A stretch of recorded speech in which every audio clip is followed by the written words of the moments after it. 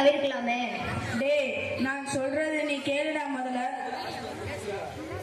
வாங்கண்ணே, என்ன வேணும்? தம்பி 1 கிலோ வெங்காயம், 1 கிலோ தக்காளி போடும். 1 கிலோ வெங்காயம். கவரெல்லாம் வேணாண்ணே, நாங்க கவர் போட்டு கடையில ரெடியா வச்சிருக்கோம்.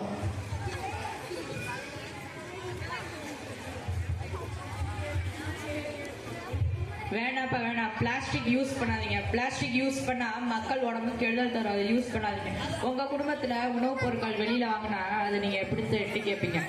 நீங்க திருந்துங்க, அதுக்கப்புறம் மத்தவங்க திருந்துவாங்க. உங்க கடை வாசல்ல பிளாஸ்டிக் யூஸ் பண்ண மாட்டோம் அப்படின்னு ஒரு நோட்டீஸ் வைங்க. அதை பார்த்துட்டு மக்கள் வீட்டுல இருந்து வரும்போது துணிப்பை எடுத்துட்டு வருவாங்க.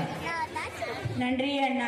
பையன் சொன்னா, நான் தான் கேட்கல. இனிமே பிளாஸ்டிக் பயன்படுத்த மாட்டேன். நானே என்னுடைய செலவுல காய்கறிகள் மஞ்சள் பை போட்டு தருவேன். என்னை மன்னிச்சிருங்க. இது மாதிரி எல்லாரும் திருந்திட்டா பிளாஸ்டிக் இல்லாத உலகத்தை நம்ம எல்லாரும் சீக்கிரமா பார்க்கலாம்.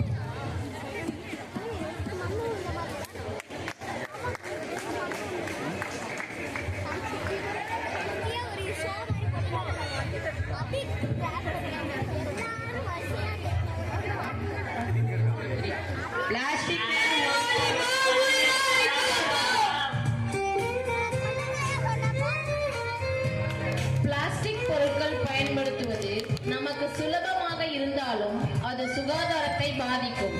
இதனை நாம் அனைவரும் தெரிந்து கொண்டு பயன்படுத்துவதை